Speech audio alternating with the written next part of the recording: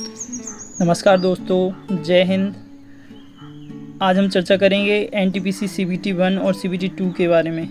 CBT 1 का exam हो गया है, सीबीटी 2 के लिए क्या करें, कैसे करें, इसकी बात करते हैं। पहले आप कमेंट बॉक्स में कमेंट करें आपका पेपर कैसा रहा, कितने अटैम्प्ट किए, आगे क्या करना है, इसकी चर्चा करते हैं।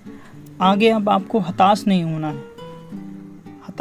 है। अगर आपके लिए कोई शिफ्ट, आपका पेपर हार्ड था, उस शिफ्ट के सभी बंदों के लिए हार्ड था, तो इसका फ़ायदा सबको मिलेगा। अगर आपने नेगेटिव कम किए हैं, जो भी है नॉर्मलाइजेशन होगा, तो सभी के नंबर बढ़ेंगे।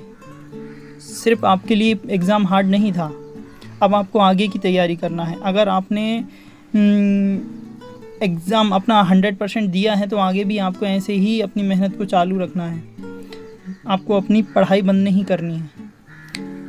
तैयारी पहले से ज़्यादा आपको फोकस करना है अपनी एक्यूरेसी पर, गलत कम हो। अगर आपके गलत ज़्यादा क्वेश्चन आपने किए हैं तो गलत कम हो। आपका टाइम मैनेजमेंट सही नहीं रहा है तो टाइम मैनेज करना पड़ेगा अब आपको।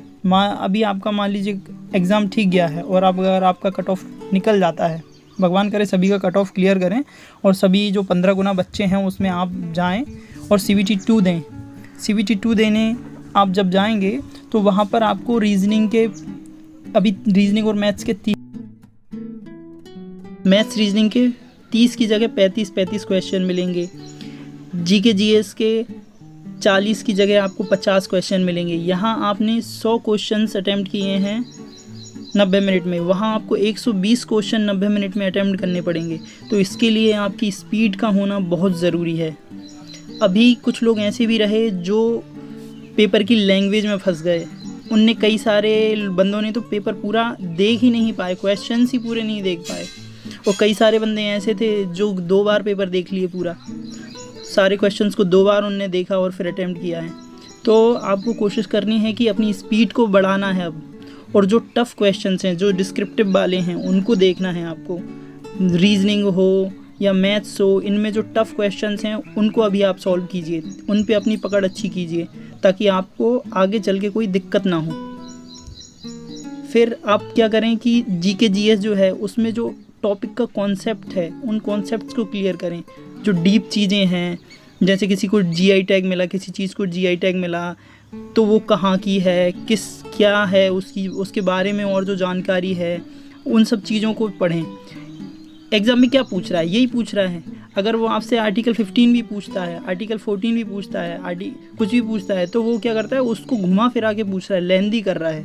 वो डायरेक्ट 1 लाइनर क्वेश्चन के फॉर्म में नहीं पूछ रहा है आपसे, वो उसको लैंग्वेज को थोड़ा सा बढ़ा के पूछ रहा है ना, लैंग्वेज में फंसाने का काम चल रहा है। तो अभी आप कोशिश करें कि इन चीज़ों पे अपनी पकड़ मजबूत करें।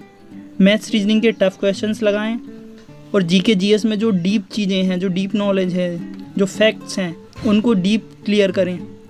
करंट अफेयर है, लगातार पढ़ते रहें क्योंकि ये बहुत ज़रूरी है। अगर आप करंट अफेयर लगातार नहीं पढ़ेंगे तो आपको याद नहीं रहेगा, और ये याद रहता नहीं है, बार बार रिवीजन होता है जब ही याद होता है।